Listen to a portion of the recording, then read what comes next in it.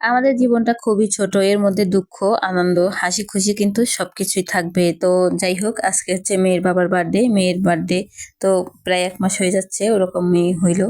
তো এখন হচ্ছে হুট করে মেয়ের বাবার জন্য একটা কেক আনতে গেলাম। মেয়ে তো সারাটা দিন ধরে বলতেছে, বায়না ধরতেছে আমার বাবার জন্য কিছু গিফট এনে দাও।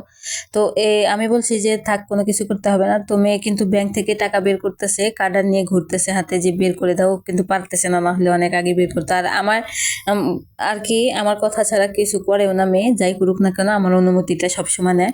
তো যাই হোক, আমি বললাম যে কিছু করা লাগবে না। তারপরে আর কি সন্ধ্যাবেলা নিয়ে গেলাম যে চলো বাইরে যাই। পরে বলতেছে কেন যাবো বাইরে? পরে বললাম যে আলু শেষ হয়ে গেছে, একটু মিথ্যা কথাই বললাম যে আলু কিনতে যাবো, আলু ভর্তা বানাবো।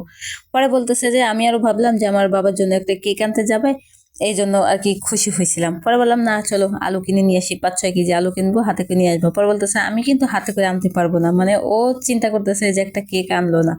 তো যাই হোক, অবশেষে মেয়ের স্বপ্নে যে পূর্ণ করলাম, চলে গেলাম একটা কেকের দোকানে। এখান থেকে মেয়ে এটা পছন্দ করলো, মানে মেয়ের পছন্দ অনুযায়ী নিলাম, যেহেতু বাচ্চা মানুষ খুশি হবে। আর ওই আর কি এত তাড়া দিচ্ছিল, তোর পছন্দ অনুযায়ী আনলাম। ওর বাবা কিন্তু জানে না যে আমরা কেক নিতেছি, তার জন্য। অবশেষে সে বাসায় আসলো, তাকে বললাম যে তোমার জন্য সারপ্রাইজ আছে। তো সেও কিন্তু আমাদের জন্য অনেক গিফট নিয়ে আসছে। সে বাহিরে গেছিল মার্কেটে, তো আমাদের জন্য কিছু কেনাকাটা করছে, মেয়ের জন্য শীতের পোশাক নিয়ে আসছে। তো অবশেষে সে আসলো, পরে কেকটাই যে কাটতে গেলাম। তো এখন বলতেছে যে তোমরা এই কিছু করছো, আমাকে একটু জানাও নাই না? আমি বললাম যে না, এটা হচ্ছে গিফট, গিফট কখনো আর কি জানা দেয় না, এভাবে দিলেই বেশি আনন্দ থাকে। তো যাই হোক, এই যে কেকটা এনে দিলাম, সবাই মিলে কেক কাটতেছিল। তো এখানে হচ্ছে কেক কাটার সময় মেয়ে তো সমানে হ্যাপি বার্থডে টু ইউ ওর বাবাকে বারবার উইশ করতেছিল। তো এখানে হচ্ছে ছোট ভাই, আর হচ্ছে আমার হাজবেন্ড আর মেয়ে, এখানে ৩ জন দাঁড়িয়ে আছে। আমি ভিডিও করতেছি, তারা ভিডিও করতে দিবে না। তারপর বললাম যে ভিডিও আমি বানাবোই, যতই না বলে শুনবো না। তো যাই হোক, অবশেষে মেয়ে বলতেছে যে আমি তোমাকে খাওয়াই দিই, আমার কাছে দাও। সে বলতেছে না আমি তোমাকে খাওয়াই দিই।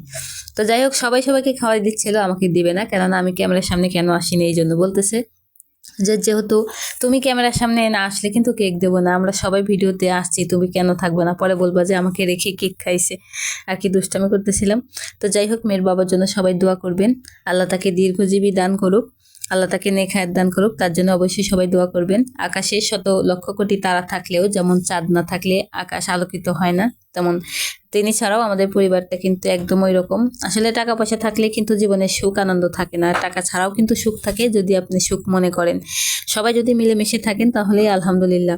অনেকে তো অনেক কথা বলবে, অনেকে অনেকভাবে আপনাকে ছোট করার চেষ্টা করবে, কিন্তু আপনার মানুষটি যদি ঠিক থাকে কখনোই কিছু করতে। একটা পরিবারে যদি সবাই আপনার পাশে থাকে, যদি হাজব্যান্ড না থাকে, তাহলে কিন্তু কখনোই আপনি সুখী হতে পারবেন না। আর পুরো পরিবার যদি অন্যদিকে থাকে, আপনার হাজব্যান্ড যদি আপনাকে ভালোবাসে, তাহলে আপনার দুনিয়ার সম্পূর্ণ সুখ কিন্তু আপনার কাছেই থাকবে। তো যাই হোক, বেশি কিছু জীবনে চাই না, এতটুকু আনন্দ যেন সারা জীবন অটুট থাকে। সবাই দোয়া করবেন আমার পরিবারের জন্য। আল্লাহ হাফেজ।